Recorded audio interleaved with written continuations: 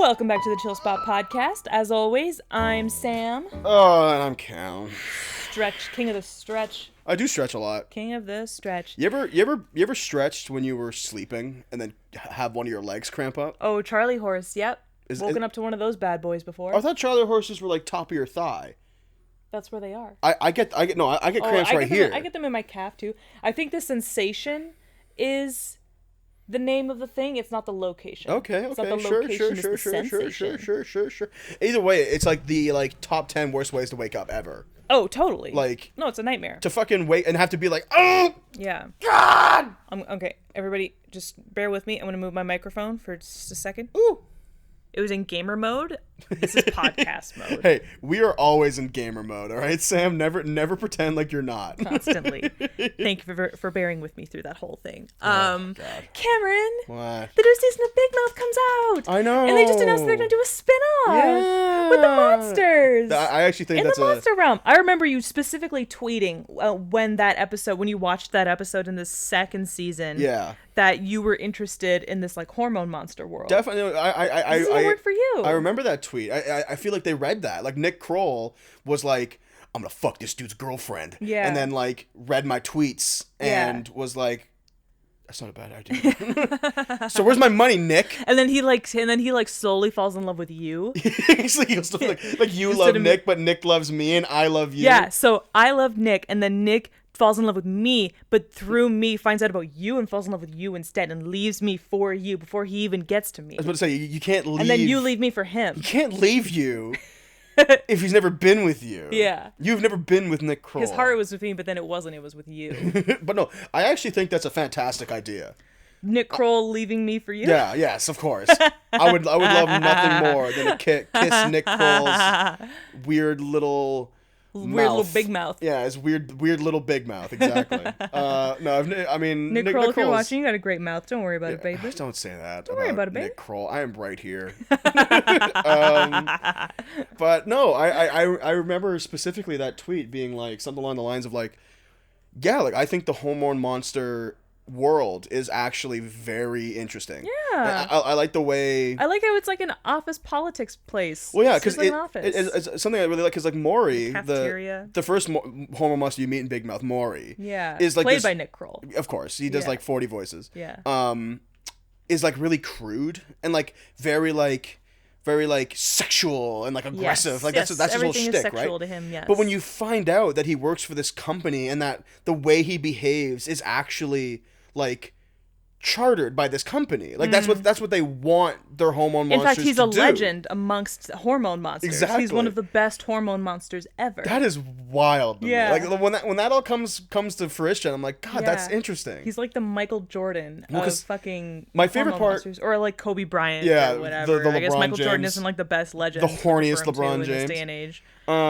So something I really think is interesting about Maury is that like despite him being like a really like how you would describe like heteronormative, very like sexually aggressive, hypersexual person. Yeah. Something I like about Maury is that he's not prejudiced in any way. Yeah. Like there's that one episode where Andrew might think he's gay, and Maury is like, "Oh, you think you're gay? Well, that's cool." That's not a half bad Maury, babe. Well, it's just making your voice a little deeper. It's all. But I can't get to that register. What do you think? You can't get right down here.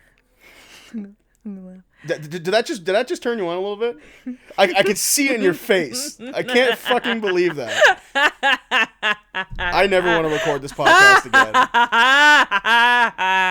Oh man, this episode is called Sam's Kink Gets Revealed. You're actually not attracted to Maury. You're attracted to the hormone monster.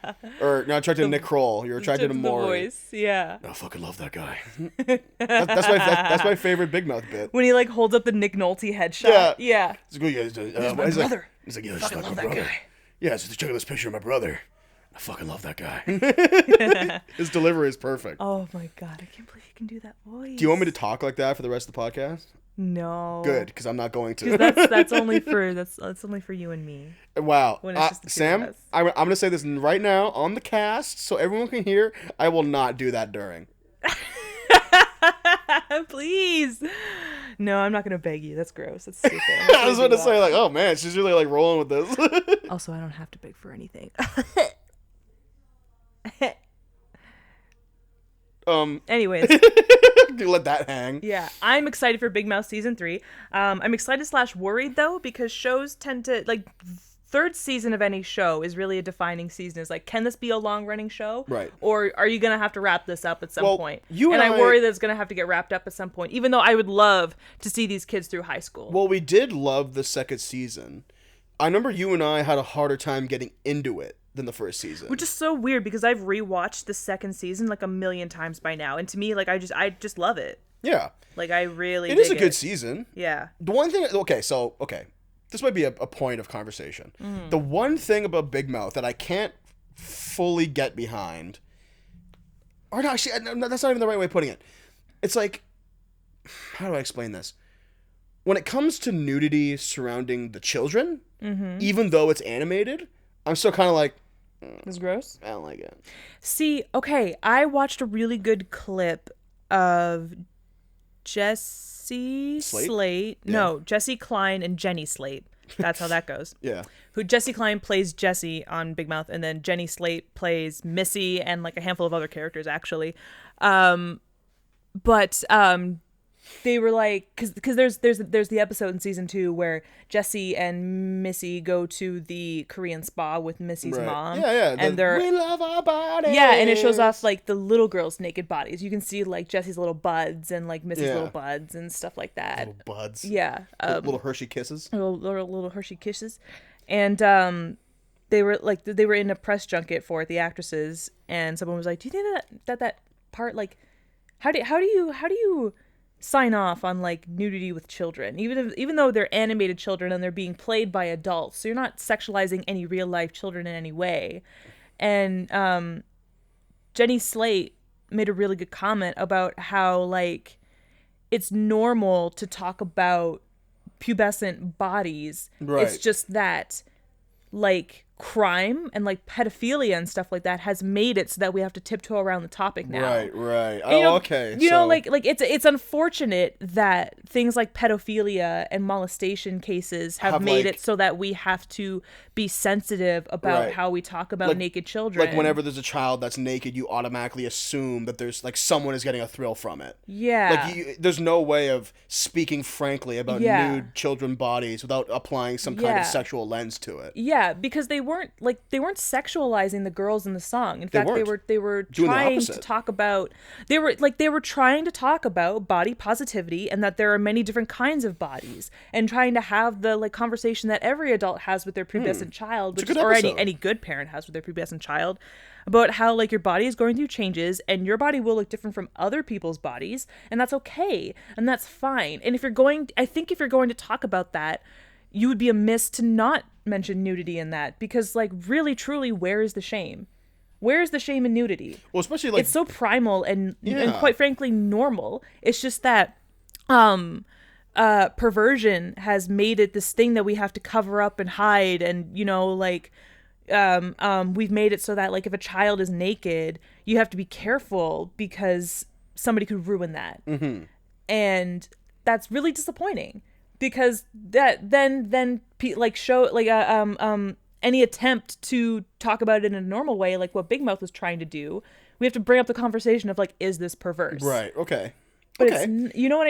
Am I making sense? It does make sense. Like, okay, it makes sense because this is going to hinge. It's truly a shame because this is going to hinge on whether or not you've actually, people at home have seen this episode. Yeah. So if you've seen the episode, you'll see that. If you haven't included him by now, we want you to watch Big Mouth. Yeah, it's great. So if the thing in the sequence is that none of the women's bodies are being sexualized, really. No. Like they're not like it's being not like a flaunted. Sexy thing. It's more just like a look at our big old saggy tits or something. Well, they are flaunting it in like the truly innocent sense of the term. But they're flaunting it. But here's the thing: the whole scene takes place within like a day spa. Yeah. Like a big like Japanese style. Yeah, like a Roman bathhouse, and not in the like sexy term, but in the sense of like it's a communal bathing relaxation space. So there's actually the one place where you're fully allowed to be comfortable and nude in a non-sexual way. Yes. Yeah. So the fact that they present this in that space with this message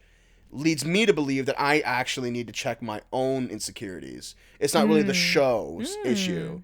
Like I need to be like, okay, you know what? Like no, like they've taken the steps and they're trying to be as appropriate about this as possible. Yeah. And I'm the one that's uncomfortable with that. Yeah. But why am I uncomfortable with that? Yeah. Sort of thing.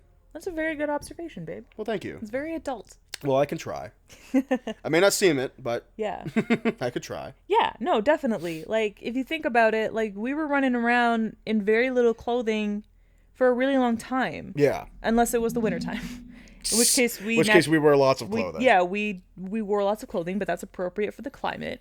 Yeah. But childhood nudity and just like nudity in general was okay, well let me put one more pin on that if you don't mind. Okay. Childhood nudity is fine with those who which is appropriate.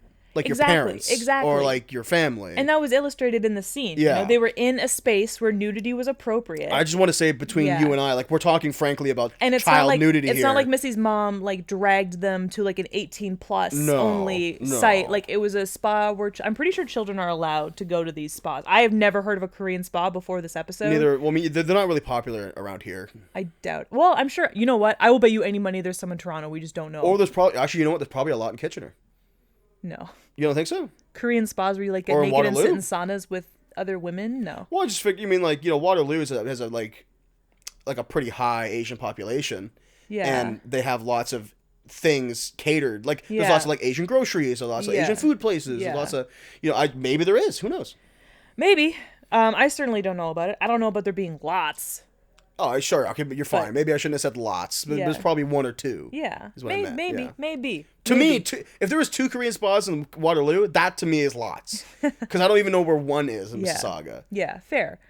But regardless, it's my understanding that this is not an 18 plus site and it's okay to be naked in this space. Mm-hmm. So it was the right time. And they're talking about body positivity because both characters, both Jesse and Missy in that episode, were having a hard time accepting their bodies. Their own unique issues with their bodies, yeah. Yeah, with their changing bodies. So it was appropriate for them to be that way. And child nudity in the appropriate terms should not be a cause for concern. No. Nudity in general in the appropriate spaces should not be cause for concern amongst human beings at all. Mm-hmm. We should be able to be around each other in the appropriate times, being naked and not feel weird and not be obsessed with genitals and not just be normal. Mm-hmm. Just be natural. Well, that has to do with a lot of conditioning with, like you mentioned, like pedophilia. Yeah. And also think general media where it's like, there's no way to look at a naked body without being, like, have that be sexualized due to what we see in everyday media. We as a human race have imposed unfair social mores and folkways, and if I can speak honestly and frankly, I'm not trying to get into this big time, but like religion, I think, played a huge factor in this. Definitely. Like the introduction of things like Christianity and other religions that have their own opinions like stricter on body. religions when it comes to what to do with your body specifically. Right. And I include Christianity in that. Of course, yeah.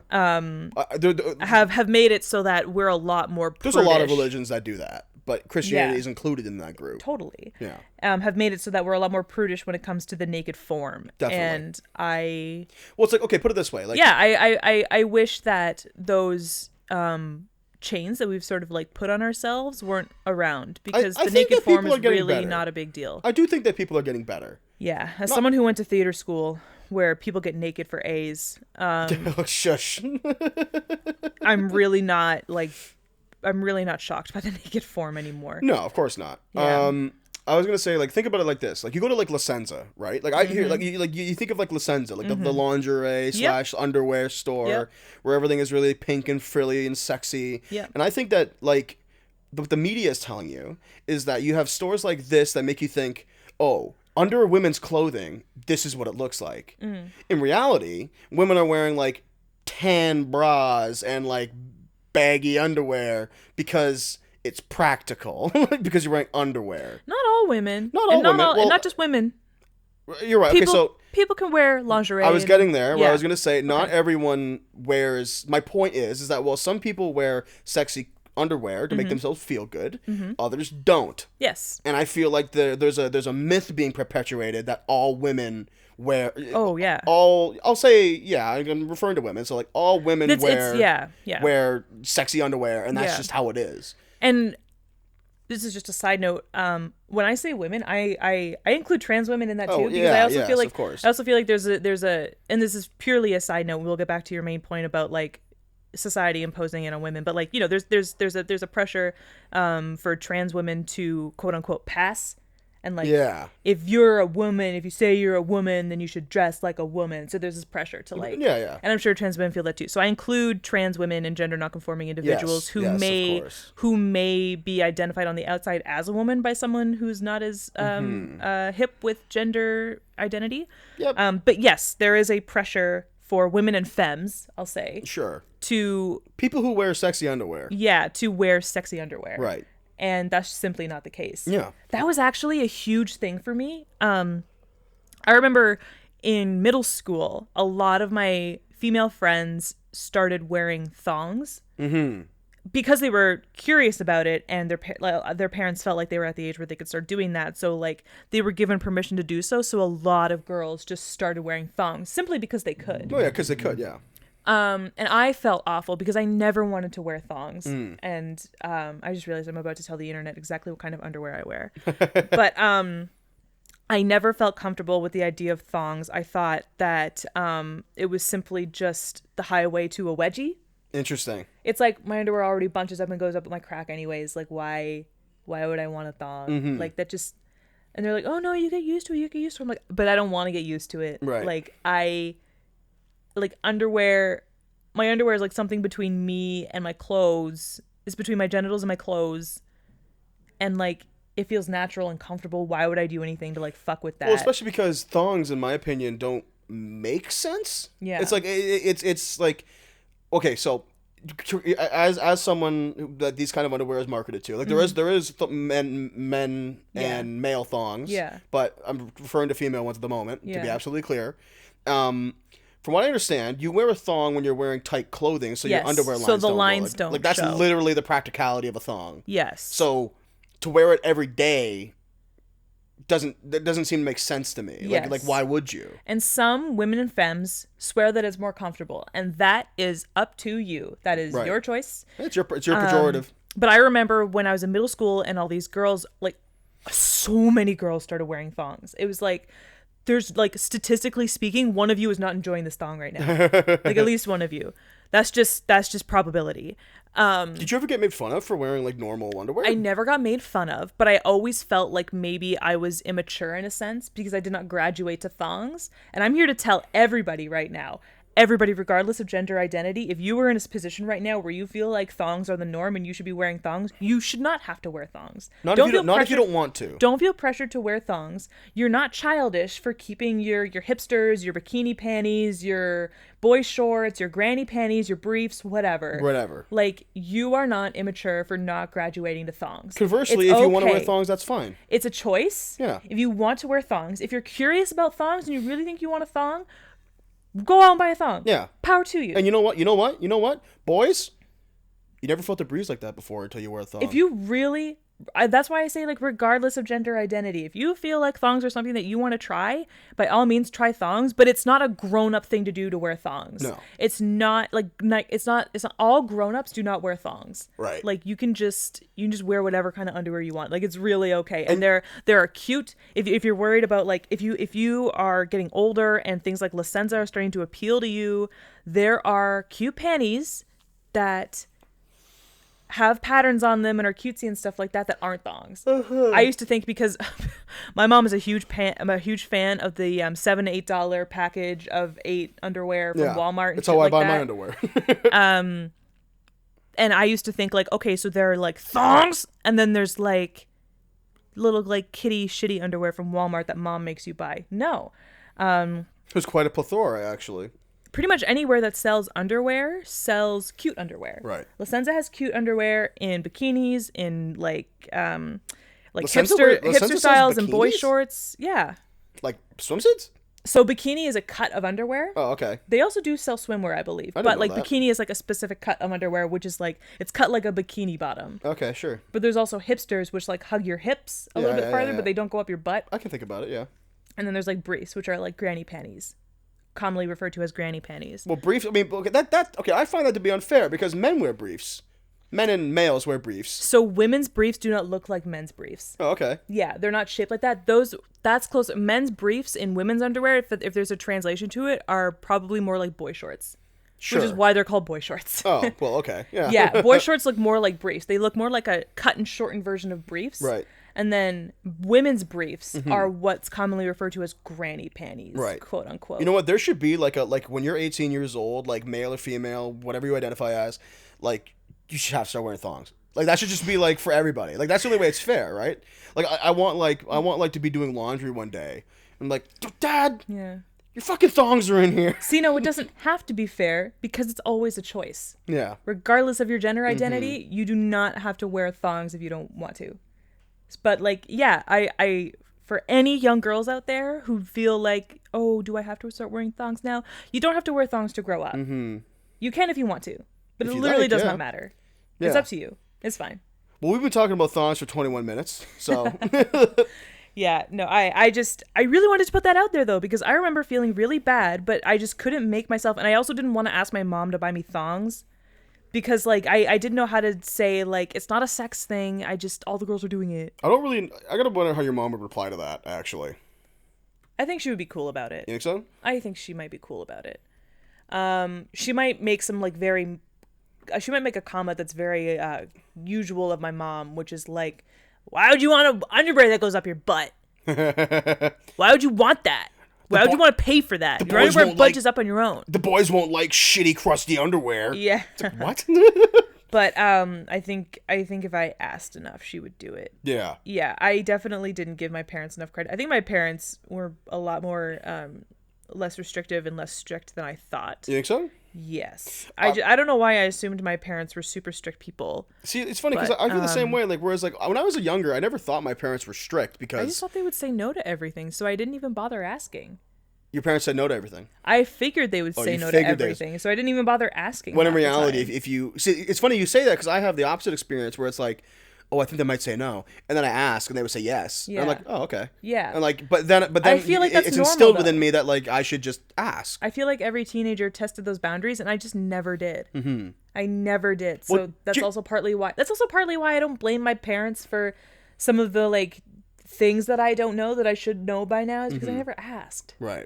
Yeah. Well, so you ever have like that friend who like curious when you're like 17 in like grade 11 or 12 who like still has to be home by 9 p.m. Yeah. Like I never fully got parents like that. I had a friend who I always wanted to hang out with on the weekends. I want to hang out on. I always wanted to hang out with her on the weekends, but her parents were very strict and legitimately did not let friends come over, and they did not let her go out. Like, why though? Because she had two significantly older siblings. Like, one was like, I think just finishing high school. Another one had like been done high school for a couple of years. Like, they were significantly older than her. And I met her in grade 6. Sure. Oh, okay. I met her for the first time in grade 6 and knew her all the way through middle and high school. Okay, so you've known her for quite some time. And her parents like never let her out on the weekends. I never let her have friends over. I sincerely don't get that. Because she had older siblings who acted out and got into trouble. So she should be punished for that? Yeah, that's not what they were thinking. Their mindset was, we're protecting her and we're preventing her from doing what her siblings have done. So close-minded. I'm sorry. Yeah. Like, listen, man. That's younger ethnic parents for you, though. She was Jamaican, I think. Yeah. And that's very common with like ethnic parents as a whole. They're very strict and they don't let you outside. I'm gonna say, as the younger child, I have an older brother. As the younger child, the older brother is typically the goat in terms of older sibling. Yeah, like he's the experiment. Yeah, and I get to be the lived experience, like the second time around. Yeah. So in my opinion, if you're the younger sibling, like don't abuse this, but like you should revel in the fact that you probably have a bit more freedom. Realistically speaking, you should, if your parents are cool. Yeah. Like, they should be able to be like, okay, well, this didn't work out so well with the first one, but like this guy wants to do it and we know better now. Mm-hmm. So maybe we can navigate this a little better. Because in my opinion, and like, again, I'm not a parent, but barring your kid from doing things like social activities or drinking or whatever, like anything, anytime you bar your kid, you're not keeping them safe. you're just making that more tantalizing. Yeah. Like, for instance, I knew a girl who her parents were like, if you drink, we'll fucking kill you. Like obviously I'm hyperbolizing, but she was like severe repercussions. So she never drank through high school, like at all. Like her first drink was in grade 12 at a party that I think was here actually. And she got fucking wasted. Yeah. Of course she got wasted. Yeah. Who wouldn't? Like, but the thing is, like, if you're like me, like, I gotta hand this to my parents. I feel like I give my parents a lot of shit. Like, something I really love about my parents is that they were open to me having these kinds of experiences. They never wanted me to come home, 18 beers deep, throwing up in the fucking toilet, which happened. Anyways, yeah.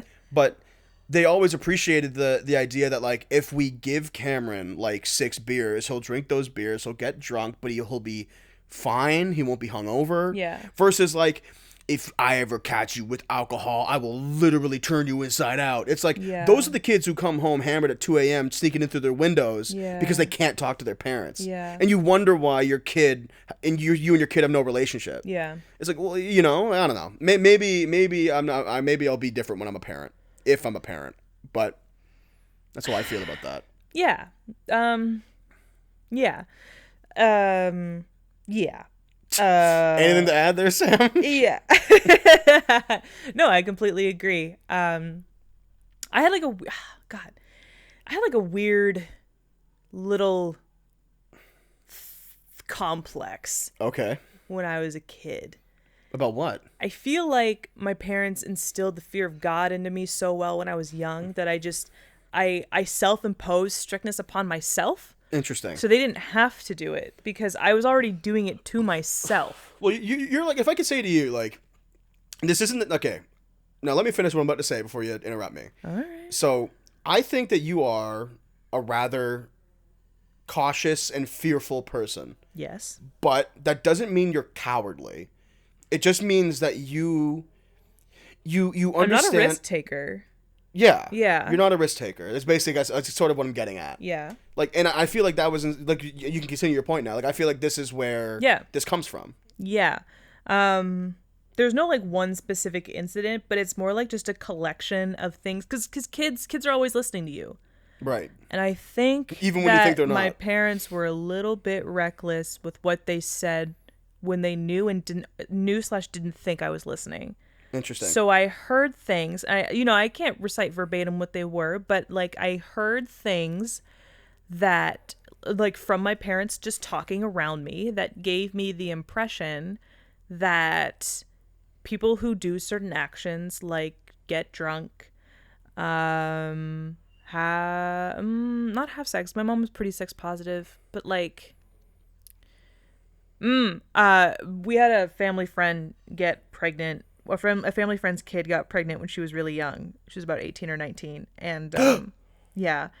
And that kind of like shook the household for a little bit. Because especially since the partner that she had the kid with was the worst. Oh, I know who this is. Yeah. And I maintain to this day that I would fight him in the street if I ever saw him. And that's an on-site shit. Yeah, on-site. And they had conversations in private, of course, that sort of revealed their opinions about certain topics. Not just pregnancy and sex, but, it was that conversation was sort of a gateway to other conversations about other major topics. And, like, it just gave me certain impressions about my parents that if I did certain things that they would be disappointed in me. So I just policed myself very harshly. You tried to stay as far away from disappointment as you could. Exactly, because at heart I'm a huge people pleaser. So I feel like that's being a kid though. Like you never want your parents to be disappointed in you. Yeah, but some people do it anyways. Right. And in a lot of cases it's for the best because it's what you do. You're a teenager, you're a kid, you're supposed to fuck up. You're supposed to have experiences so that you have stories to tell, and it makes you a better person. It makes you a more experienced person. Like those girls that I thought were the worst who were out getting drunk but had to like drag their friends home secretly at midnight through the back door of their parents' house. Like that's an experience. And it's not like, it doesn't sound ideal, but like you learn things from it as a kid. and I never had those experiences. See, okay, I actually disagree. I think that anything you learn with that kind of lifestyle, you can learn from having an open, honest relationship with your parents. Which I also didn't have, though, because I had already learned their opinions about certain people who did certain things. Oh, and I see. like, okay. Because I certainly don't feel like I missed out having not snuck out of my house ever. I feel like maybe I did a little bit. Think so? Yeah. Yeah. Yeah.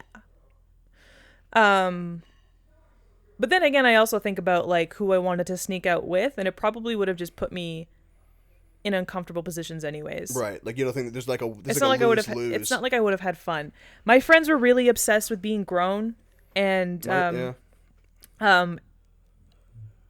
that led them to hang out with older men.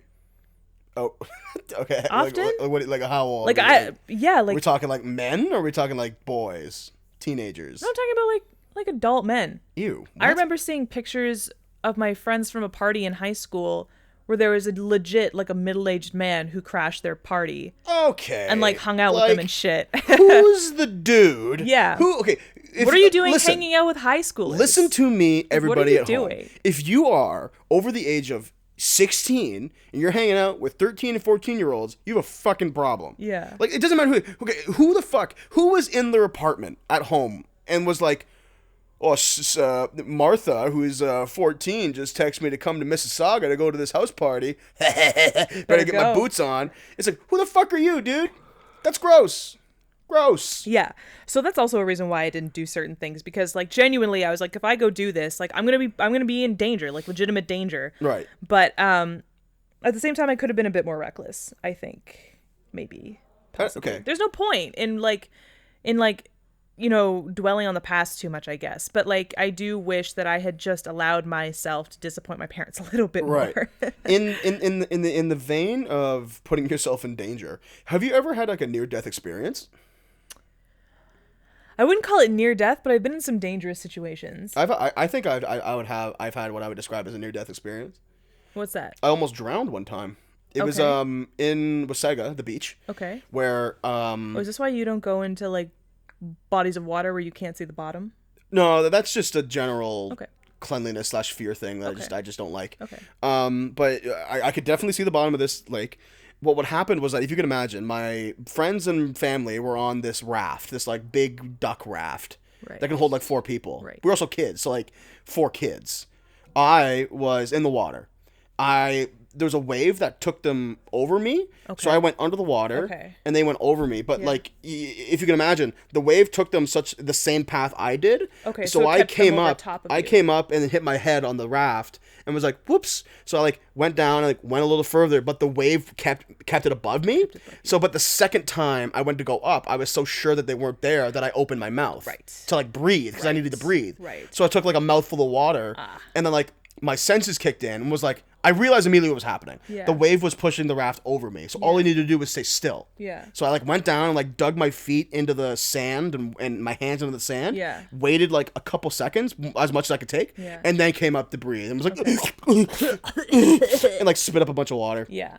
That to me is the panic that you feel is like something else. Well, see, that actually is something I gotta say, like something that makes me feel sort of proud of myself is that in those moments I could have done one of 2 things. Yeah. I could have freaked out. Yeah. And probably have drowned. Yeah. Or I could have done what I did, remain calm and realize what it is, take the steps that I need to take in order to live. That makes me feel good. Like, hopefully, if I'm ever in a fight or flight scenario, that I'll choose the right decision. Yeah. Like, that kind of, makes me feel a little bit better. Sensible choice, yeah. What about you? I wouldn't call this a near-death experience, but it's certainly scary. Like, you're in danger, yeah? Yeah, we were in danger. My friends and I got chased down on the playground. I think this was in the summertime, and my friends and I went to our elementary school to like play on the playground. Because I don't know about you, but like the best thing in the world is like playing on the playground when school is out and no one can tell you what you can or can't do. So you can do all the dangerous shit that teachers usually don't let you do. Free range of the playground. Yeah. So we were at the playground, and we thought we saw this dude coming towards us, and we all got a really funny feeling. It was like an older man, and he was walking. We saw him across the field, and he was cutting across the field and walking straight towards us. Oh, God. And we were like, this is weird. Like, this is really weird. He was very far away, so we had enough time. Right, to really get out of there. Yeah. But we, like, saw him walking towards us, and we were like... You got that feeling when someone is like, oh, they're walking towards me? We were like, who's that guy? And we were like, I don't recognize him. And, like, we, like, looked, and he was like, is he walking straight towards us? He's walking straight towards us. He's walking directly towards us. Let's move and see if he... We were like, let's move and see if he, like, follows us. Yeah. And we did, and he did. So fuck that. Out. And we ran. And then I didn't see this, but my friends freaked out, and they were like, ah! He started running! And we, like, ran. And we ran around the back of the school and, like, hid behind a shed, and he disappeared. Fuck that, man. So he's still chasing after you to this day. My one friend, it's like It Follows. My one friend lived like on the other side of the school. Like there were some houses that backed onto the school's property, so we like ran around and like went back to her house, and her dad was there, and we told her dad, and he was like, "What the fuck?" He was and he immediately like came with us, and we like showed him where the guy was, and he was gone. Like he wasn't around. He wasn't hiding in a bush. Okay. He was nowhere to be seen. Man. And then a couple weeks, so scared. A couple days later, the school sent a note out about like a possible like predator. Yeah, like a predator. And it matched his description. They even had like the same like t-shirt he was wearing. He was wearing like a Molson Canadian t-shirt. Oh, and it like that's they described so like scary, man. Yeah. Okay, yeah. so I would like to break down why I think that's so fucking scary. Mm-hmm. So I wouldn't call it near death, but it's like... That's terrifying, though. Yeah. So the thing is, here's why I find that so scary. Because there's a few things, like synapses that go off. Yeah. First is, oh, there's a man over there. Mm-hmm. Okay, but we're in a public neighborhood, whatever. Yeah. But then, like... Oh, it was broad daylight. It looks like he's walking towards us. It was like 3:00 in the afternoon. You go like, oh, it looks like he's walking towards us. That's kind of... That doesn't make me feel so good. Yeah. And then you clock that he is walking towards you. Yeah. He's not walking in your direction. He's walking at you. At me, yeah. And like that, to me, that is like fight or flight, like immediately. That would be like, we need to leave right now. Yeah. Like run. Yeah. And then as soon as I would hear like, he's running too, like I would be like Usain Bolt, like out of there. Yeah, no, like I ran the fastest I've ever run in my life. And like, I gotta say, like, for fucking like, I gotta say, like, if it turned out obviously that this guy is like a bit of a predator, obviously. Yeah. Yeah. Sorry, I lost my train of thought. My fucking dog is barking. Your dad is antagonizing the dog. I'm gonna go upstairs and kill both of them. It's like, it's like this guy turned out to match the description of the predator. Like, yeah. Whatever. But if that didn't happen, it's like, what was that guy doing? Yeah. Why was he antagonizing these kids? I've always wondered that to this day. Like, was he just on a walk? Yeah. Did he see some kids and think, like, I'm gonna fuck with these kids? But that's my thing, is that, like, okay, so I've mentioned before that, like, my school's playground backed onto a Catholic school playground, and we kind of just, like, there was an invisible line that, like, we didn't cross because we knew that that was the Catholic school's territory. That's funny. That's the same thing for me and the school that was close to my school. And then sort of like beside, like alongside both properties was a dirt path that you specifically follow. Like it's a trail. Yeah. It's for pedestrians to walk through, and you walk past the school, you walk beside the school, but I don't think it's technically school property. Right. So like we were like, okay, this dude could be walking on the path, but he's not. Mm-hmm. He's walking through the field, like he's cutting through the field, and like fair enough, people do that, but like he's walking straight towards us, like directly at us. Yeah. And then we moved positions a little bit, and he moved too, and that was when we were like, let's get the fuck out of here. It's time to get the fuck out of Dodge. If we ever have Steve on the podcast, my friend Steve, he'll tell you the full detailed story. Mm-hmm. But him and his friends were chased by a guy wearing a Klan's outfit. I believe. I could be totally wrong. I think like Ku Klux. Yeah, like a KKK outfit. Yeah, if I'm not mistaken. For context, was he with anybody who was not white? I don't think so. Listen. What the I also hell? could be totally fucking wrong. Okay. Err on the side of take this with a grain of salt. Okay. Because he'll tell, if he ever comes to the pod, he'll tell the full story. Okay. I'm gonna remember that. We should have Steve on next fucking week. Apparently, he like him and his buddies walking to the park. And they saw this guy, and they're like, "Oh, that guy's like kind of like dressed up like a ghost or something." And like, obviously, because they were really young. And then, oh, they were kids. Yeah. Oh, I thought this was like last week. Like, no, I thought this was like when he was in like school. Steve was chasing. He was like at Queens and Kingston, 24? and it was like filming something, and like some Klansmen chased them around set. No, they were like they were young, walking through a park, and then because I think there is that's Georgetown where there's still a KKK chapter. I don't know about that anymore, but so this guy was here, and he's dressed like, if I remember correctly, a Klansman, and then they saw him, and then they kind of like connect eyes, and the guy starts walking towards him like your guy, and they're kind of like, let's get out of here, and they turn around, and the guys are getting closer and closer, so they started to run, but they turned around and saw him running, so they were like, fuck! Ah! And like, it's like one of those Stand By Me moments. Oh, you've never seen Stand By Me? I know about Stand By Me. I'm not a fucking idiot. I guess you've seen like the Family Guy episode. I've seen literally because Stand By Me. It's like I've never seen fucking what's that famous movie? I've never seen Schindler's List. Yeah. But I can probably figure it out. You know, obviously I have film friends who are like, no, you need to watch it. Yeah. And I do legitimately want to, but that is like, we're talking about running, pedophiles, predators, Steve and the Ku Klux Klan person. I don't remember anymore. Running. It's gone. You were talking about how you were talking about how it's creepy that like we saw him and then moved and realized he was walking in our direction and ran, and then he ran. Right. And that was scary. I remember what I was gonna say. Do you ever as a teenager and adult have moments which you've reflected on where you're like, I probably scared the shit out of some people? Yeah. So I'll tell mine. Okay. It was me and Brad driving in my old car. We're going to Steve's house. We're going to hang out at Steve's house, and we pull up, and these two young kids are playing basketball with Steve's net on his driveway. Okay. Like two young kids, like we've never seen before. That's strange. So we go to pull into the driveway, and they bolt. And for some reason, I was a teenager at the time. For some reason, we're like, we gotta follow these kids. Like, we have to follow these kids. Right. So I pulled out and like chased out. They like hid in some bushes until we eventually just gave up and like went in. But I was like, later I was like, God, I'm that kid's horror story. Like that kid, if he ever has a podcast 10 years from now, is gonna tell that story about how those two weirdos in that Mazda 6 chased them around the neighborhood because they were playing basketball and some random guys. But what got us was that we like backed off and like they thought we were leaving, and they were like going back to the driveway where it's like, what are you doing? Go away. There's public nets. Like, what are you doing? Yeah. But anyway, that is the only time I think I've done that. I scared the shit out of my parents one time. Oh my God, what'd you do? So a really, really, really long time ago, we my mom wanted to install laminate flooring in the basement. It's no longer there. The basement has since flooded. We had to get new flooring. It was a whole thing. My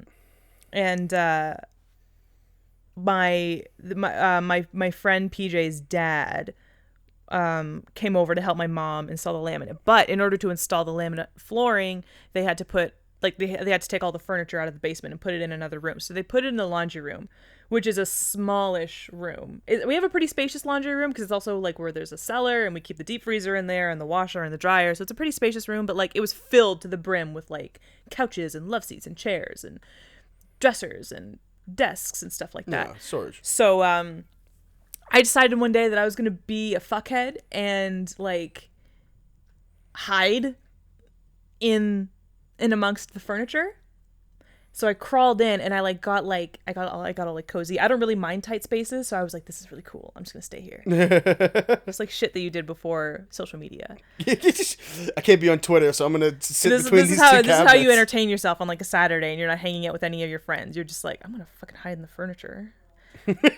And one with the furniture. So I was like hiding and the lights were off. And I didn't know that Aaron was coming over to help my mom with the flooring.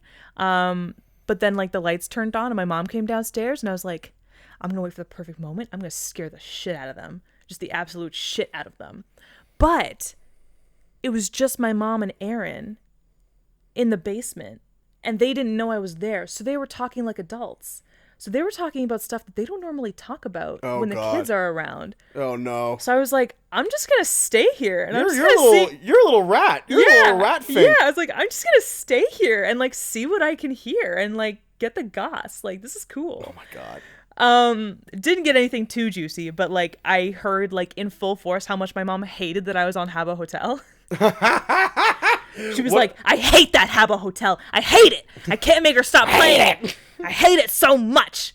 And Aaron was like, oh, like, I've seen the kids play it. It's kind of cool. My mom was like, it's terrible. It's you, Aaron. It's awful. You don't know shit about anything.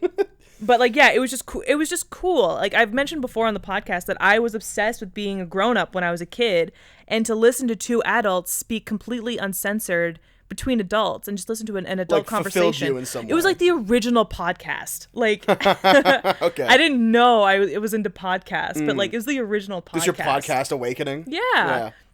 But eventually, like, they had been at work for so long, and I had been hiding for so long, and my dad came home, and he was like, where's Sam? Oh, no. And my mom was like, I don't know, like, we've been down here for hours. Like, I figured she was just at a friend's house. And they looked around the entire house, and they called out for me, and I was like, oh, man, I can't out myself. Yeah, because, like, I've been here this whole time. Like, what are you going to say? Oh, I've just been hiding in the cabinet for 4 hours. I'm like, this is so weird. I can't just, like, come out. So I stayed hidden. I love how that's the answer. It's not like, okay, finish the story. I'll tell you what I would do. I couldn't come clean, so I just stayed hidden while they looked for me, and obviously they couldn't find me.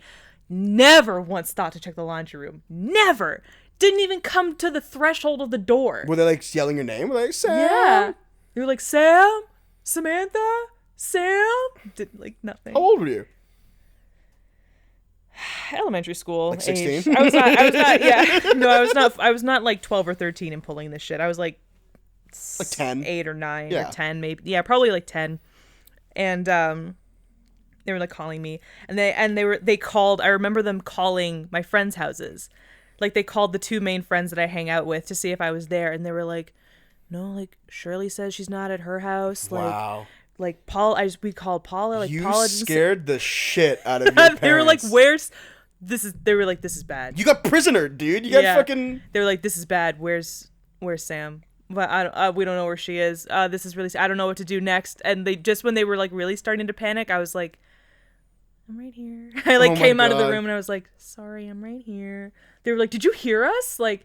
Calling for you? And I was like, yeah. They're like, why didn't you answer? I was like, cause I don't know. I'm so scared. Oh my god. And they were like, we really scared us. And I was like, sorry. That's so fucking funny. I just wanted to hide. They're like, why did you want to hide? I was like, I wanted to. I thought it would be funny. I just wanted to. Oh my god. That's so innocent. What's innocent. funny is that my mom and I never talked about what I heard. Oh, she probably didn't even clock that you would have heard it. She like we never talked about like if I heard anything or like, you know, like it's not okay to eavesdrop. We just never had a conversation about it. Well, I mean, I'll be honest with you, like their parents were probably so fucking distressed at that point that they were just like, oh man, I thought that one of the Habbo Hotel pedophiles picked you up finally and you were gone. Fuck, I hate Habbo Hotel. Yeah, your mom's gonna come by and be like, don't ever bring up how much Erin was talking about her pussy, okay? I'm sorry, that's a real person. But yeah, that I really scared the shit out of my parents and my parents' friends that day. See, I actually did like they really genuinely thought I was missing. I've never been like lost in a grocery store or anything, but I did get lost one time at Disney World. Where me and my family did Disney World. I was in grade 4. Okay. So like however old I was in grade 4, like 7 or 8, I guess. Yeah. And I was in the magic shop with mom, and I had a big Mickey hat on, like the wizard Mickey hat, like the long, tall one, the blue one. Yeah. And I was looking around, like all the kids do. And I saw Duncan across the store with like a glowy thing. Okay. And I was like, oh, see what that is. Oh, see and I walked over to Duncan, and he was like, what's that? And he was like, oh, that's a glowy thing. I'm like, oh, that's cool.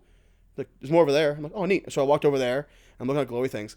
And like over the radio, like, if there was a young boy wearing a wizard hat, could like someone grab him? You know, like, and there was like I didn't even clock that really. Like my mom told me that later. Like I guess I wasn't even paying attention. Yeah. And some worker came up to me and was like, "Excuse me, are you Cameron?" I was like, "Yeah." And he's like, "Your mom is looking for you." I was like, "Oh, yeah. Okay, cool. I wanted to leave anyway." Yeah. And I walked back to the front and mom is bawling. Oh no. Like she Donna. and she like ran to me and like hugged me and stuff. Donna. I felt so bad. And I was like, I just went to go talk to Duncan. Donna. And like Duncan and Dad are outside, like waiting for us. Yeah. Oh my god. Well, okay, I gotta think about it from her perspective though. It's like, how many kids go missing in Disneyland a year? So many. Like a lot, I imagine, right? Yeah. But granted, I haven't heard a story about a kid dying at Disneyland. No, definitely not. Was that kid that got eaten by the gator? Was that Disneyland? I'm sorry. Or was that just Florida? Maybe I've never even heard of that. Remember, no, because this was actually shortly after the Harambe incident happened. Oh, and people were all up in arms about, like, kids history. were getting eaten by animals. And, this little boy, unfortunately, was swimming in a pond somewhere. Oh, I do remember that, actually. And he got eaten by a gator. But everyone was like, you're so stupid. There were, like, it was well posted that there were gators in this body of water. Listen, man, if you live in Florida, don't go in any body of water. Why did you go swimming? Like, why did you let your kid go swimming in there? You don't deserve to lose a child. No one deserves that. No one does. And it's still very sad that a child died. It was like a 7-year-old kid. Mm-hmm. But at the same time, like, it was well posted. It's the Jaws thing. There are gators in here. It's the Jaws syndrome. Except it's not the Jaws syndrome because everybody, like, the mayor of the town allowed the body of water to be shut down. Mm-hmm. They were like, there's plenty of beaches in Florida. Just don't go to this one. There are gators. And they were like, nope, going anyways. And the kid got eaten by a gator. Son, it's the 4th of July. Get in the water. Yeah. He gets eaten by a gator. Yeah. That's sad. I don't think that was Disneyland. So going back to, I don't think a child has ever, like... Died via, like, kidnapping and murder at Disneyland. Right. But could you imagine, that must have been probably, like, for your mom in that situation and my mom for my situation, like, probably the most stressful 10 minutes of their lives. Oh, absolutely. Like, where it's like... I totally understand. You have that clock. Like, I imagine, like, they must have clocked, like, we're talking about, like, when scary things set in. Like, when you realize that you're in a scary situation earlier. Yeah, you realize that this is bad. Like, I imagine, like, the emotions of being like, oh, where's Cameron? And then, like, I'm in Disneyland. Kids are everywhere. Yep. Adults are everywhere. Yep. Kids go missing. Yep. Where's my son? And, like, it's a family theme park. Like, pedophiles are the worst, and pedophiles are everywhere. But for the most part, like... Pedophiles love Disneyland. Most of the people at Disneyland are just, like, people with kids. Like, of course. Like, families with multiple children. More often than not, walking they're probably around, normal and they're people. too obsessed with their own family to worry about anybody else. Definitely. So, like, Disneyland is actually probably not the worst place in the world to lose a kid. So, I mean, it's easy to get lost because it's huge. Yeah, totally. It's crowded. Absolutely. But, like, as long as your child is on the park grounds, it's probably not the worst place you could lose a kid. We should go to Disneyland. I want to go so bad. I want to go so badly. No, we have to go to the Wizarding World first. No, of course we do. I want to do that more than Disneyland. But I've never been to Disneyland. I've never been to any Disney park. When we go to the Wizarding World of Harry Potter, where's the first place you're going to take me? Like, where do you want to go so bad? I want to check out the news section because when I went, they only had Hogsmeade. They hadn't built the train that takes you to Diagon Alley. So all of Diagon Alley is there? Yeah. That's so cool. Yeah. I want to get a wand. Me too. Apparently there's a really cool, like, when you go to Ollivander's wand shop, you can buy replica wands, but you can also, they have like a faux, like, wand choosing ceremony. Okay, sure. And you can get like a wand that quote unquote chooses you. Oh, that's so cute. But then you can buy your wand and take it around the park. Amazing. And there are like little interactive things that you can do with the wand. You can tap it on stuff and do stuff with it. Apparently it's very fun. I was listening to an adult talk about this and they were very excited about it. So like, can I take my Pottermore wand specifications and get I'm sure made? You could. I'm sure you could at this point. So that would be cool as shit. That would be really cool. Yeah, I'm sure you could do that at this point because like Pottermore has been around for so long, and like you can connect your Pottermore wand to your Wizards Unite account, and it'll show up exactly like what it appears like on Pottermore. So like it's so integrated by now that I'm positive you could do that. So if you want to get our trip to the Wizarding World of Harry Potter, let's get those subscribe counts up, baby. If Universal wants to sponsor us, I would be so about that. We get 100 subscribers and YouTube will give us $100. Also, shout out to Universal Studios because I'm also an actor. Put me in one of your movies. All right, Sam. Well, it's about that time of night. Okay. What are the lessons for today? Lessons of today are Goodbye, everybody. No.